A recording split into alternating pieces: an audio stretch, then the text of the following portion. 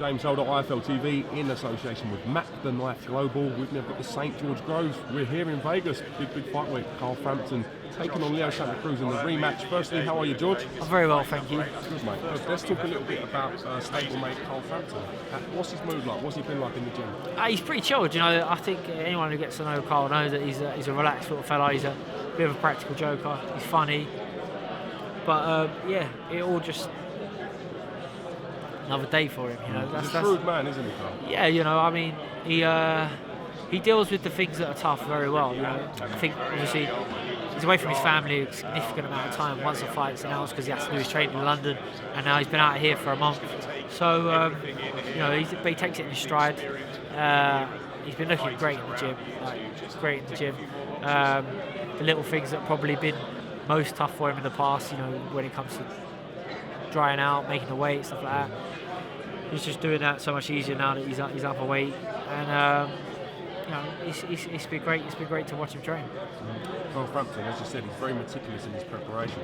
So what has that been like affecting other fighters? I mean, Shane may not be sort of whoever's got a big fight, obviously going to get more attention at the time. Does that affect you guys, your other guys? No, I mean, Shane's a very busy man, but he works hard, you know, and he makes sure that everyone needs are met, you know.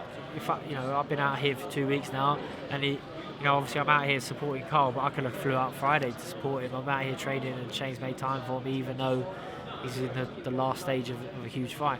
So, you know, I've been getting my pad work. Took me this morning for sparring. So, you know, the guy who's fighting next usually takes the premium slots of the day, but other than that, you know, you've always got time to train, which is exactly what you want, of course, what you need.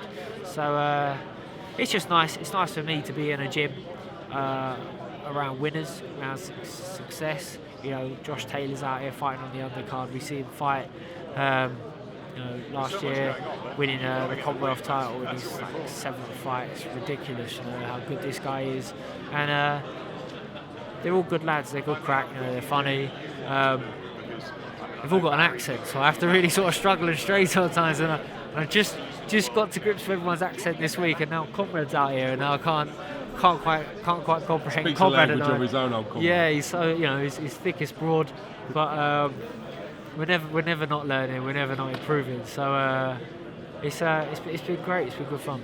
How do you fancy Frampton? Obviously, you're going to side with Frampton. How do you fancy him to go about and get the win this time? You know, it's from personal experience. I know if it's tight, you know, you got to be lucky to get a decision out here, and I think Frampton knows that. So the first fight, because it was such a good fight, everyone says it was tight, but I think the rounds that Frampton won, you could see he'd won it. You knew at the end of the fight, you knew he'd won the fight. This time round, I think Santa Cruz has got a lot of pressure on him. You know, being out here in Vegas, he's already lost.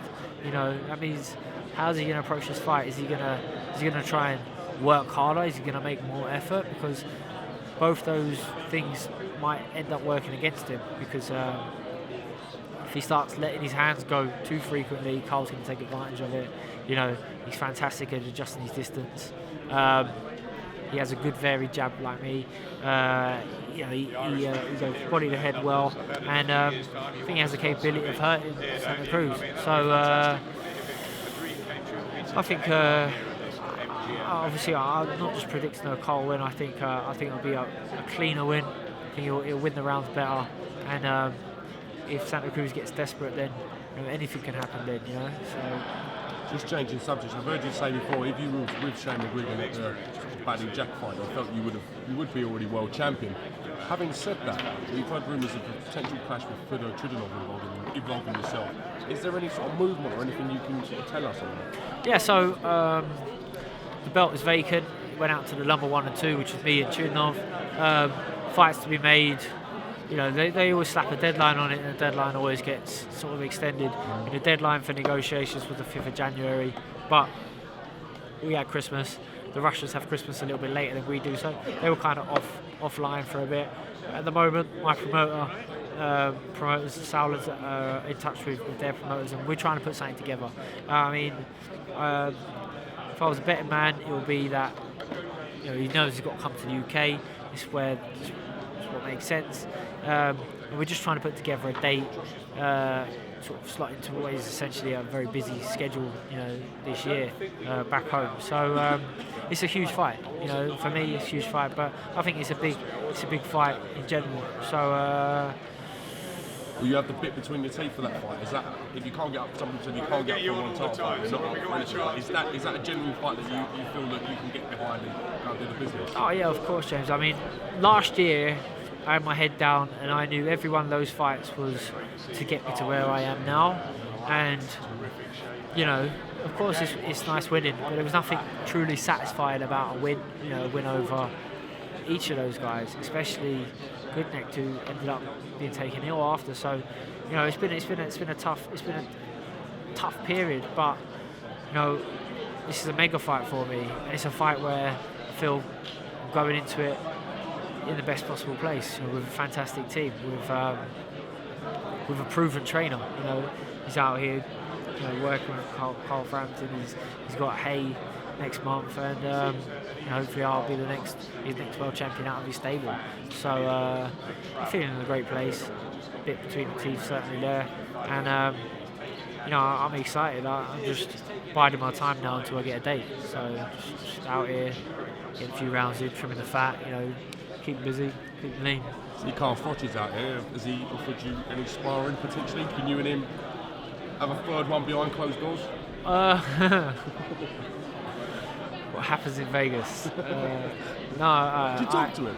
No. I can see him there, but I speak to him, and I don't really fancy talking to him now because we're not pals, we're not friends. We have nothing in common, and some people are mortally offended. Like you two boxers, you must be friends. Like it's not right that you don't get on, but it is what it is. And I don't lose any sleep over it. Do you know what I mean? So your careers are just entwined, though, aren't they? From two big nights. You know what I mean? So I mean, he's out here covering Frampton. Vegas is big enough. The MGM's certainly big enough that I don't need to cross paths with him. If that happens, then perfect. But James, I'll make a beeline for you every time. You're like my favourite mate. There we go. Did you happen to watch old rival James DeGALE in his unification clash against BADOU Jack? I didn't. I was flying out Sunday morning, like whatever time, but 10 o'clock or something. And obviously they fought early hours Sunday morning, and I thought I could stay up and probably be tired. I'll get some sleep and I'll catch the result. And I went for that option. And to be honest, I haven't had a chance to sort of catch up on it since. Sounded like it was a great fight, entertaining fight. Draw was kind of when people asked me beforehand. I felt like I had to go out on a limb and say I thought it was going to be tight, but anything could have happened in that fight. So I haven't seen it, so I can't really analyse it, but obviously it was a draw, so it must have been tight. So was there a bit of you pleased with that result? Or was you as a Brit supporting your fellow Brit? No, definitely not a Brit supporting a fellow Brit. He, if he'd won, good. If he hadn't, oh well. Do you know what I mean? I think for me, a draw. I mean, again, I haven't seen it, but BADOU Jack got dropped in the first round. If it was over in the first round, well, I felt like I know what people would be like. They'd sort of write me off, whatever. But so I think a draw from them two sort of is more of a fair reflection of my fight with BADOU Jack.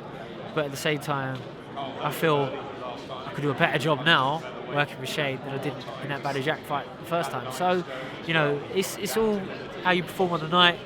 Everything's different. James chuffed because he's hung on. He's still got his belt. He'll probably be looking for a big fight now, unless he's got a mandatory. So I've got my fight. Callum Swift's now fighting for a vacant belt. It's no one can really predict what's going to happen in the next few months, but it's most likely going to be good.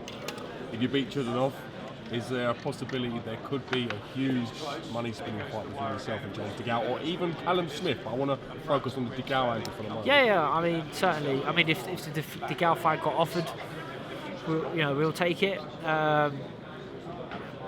It's hard to walk. It would always be hard to walk away from the situation I'm in now with WBA. So, you know, I want to become world champion. But once that happens, then I'm willing and able to fight anyone. So I feel I'm in a great place. You know, I feel working with Shane, I'm capable of beating everyone. And whether that be DeGALE, whether that be Callum Smith, if they're big fights here back home in the UK, fantastic, you know, and I'd happily accept them. Look forward to them. Can't wait for them to happen. So we'll have to maybe wait and see. Bring your stablemate in a minute. Josh, come in a minute, man. Come and say hello. What's happening? All right, pal, you? Yeah, all right. Yeah, good. Just wanted to get you both in the same shot, really. Yeah. Just, But you say that to all the girls, don't you? Now and again. Now and again. What's happening, mate? You good? Yeah, I'm all good. How did it feel having your big sort of moment on the podium today? You looked a little bit flustered at the start. Oh, I was a wee bit flustered. Cat got my tongue a little bit. I wasn't expected to say a few words. I wasn't expecting to get called up on the stage, so the cat got my tongue a wee bit. But I'm sure I handled it all right. I wasn't stuttering a little bit, but kept it short and sweet. Do you remember them moments, George, where you're sitting there minding your own sort of business, and then someone puts it on you and goes, "Oh, go, yeah, Groves, come to the podium." Yeah, I remember when I first turned pro. Like, I think when my Haymaker did a press conference and I wanted to sit on the top table. I was like the only one there signings who managed to sit on the top table, so I just wanted to put my face out in front. But I was also very well rehearsed back then. Like, I used to think about what are they going to ask, how would I answer, Joe? And then as the years roll on, and you stop caring every so often for not every press conference is important. So all of a sudden the mic gets passed to you and you're like, so then you refer back to the auto-tune. Yeah. There we go. But It sets me in good stead, you know, for the rest of my career. Being involved in things like that, wasn't it? Because it's such a big card, and I'm low down on the order in the card.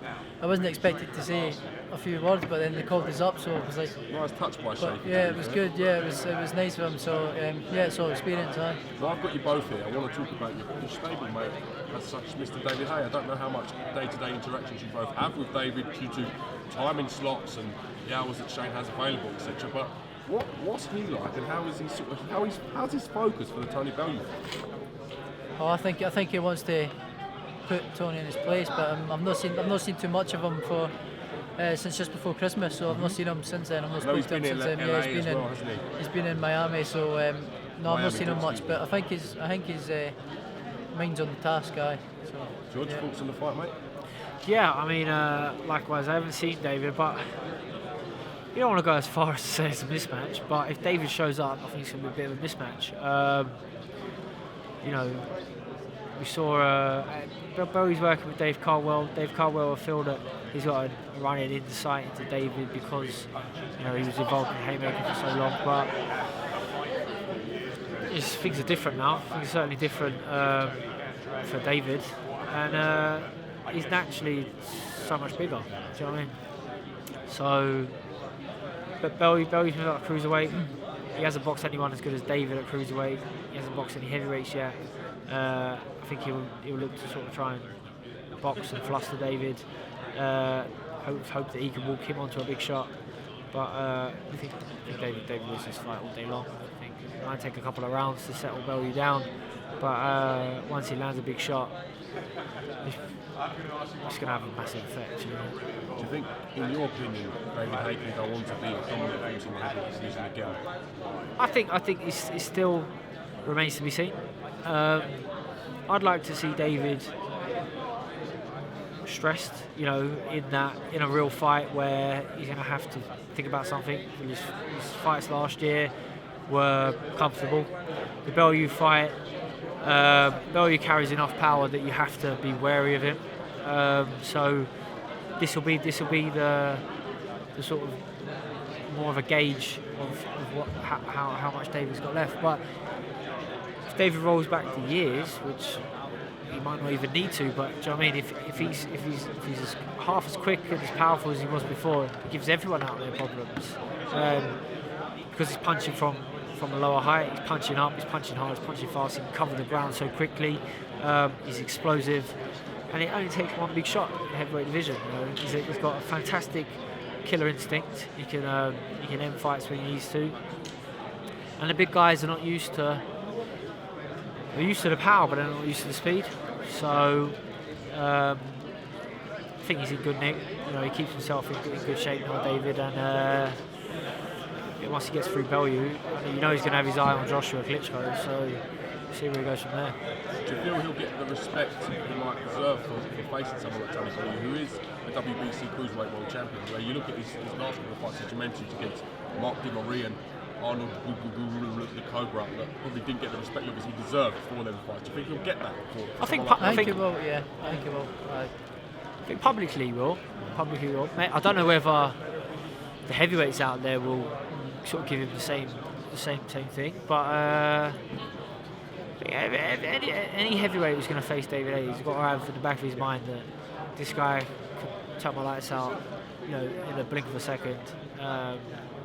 Fantastic power, fantastic speed, and since working with Shane, he's got a good engine now. Do you know what I mean? Like Shane makes you work, makes you punch hard, you know, for long duration. So David's able to carry the power throughout the rounds. You know, be dangerous throughout the rounds. I think if he gets it right, which he's fully capable of, he'll be better than ever. Are you out here doing any work for Sky, or are you just out here sort of supporting your team and your gym mates? What's going on?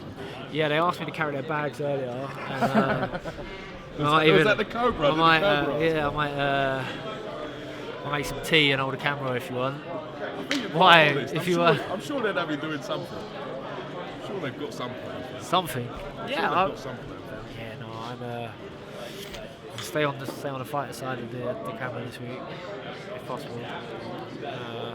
Yeah. All right, well, listen, enjoy Vegas, stay out of trouble, don't do anything I wouldn't do, and we'll catch you at the weigh-in tomorrow. See you tomorrow. Thank you very much, Tomorrow, mate. Cheers. Josh.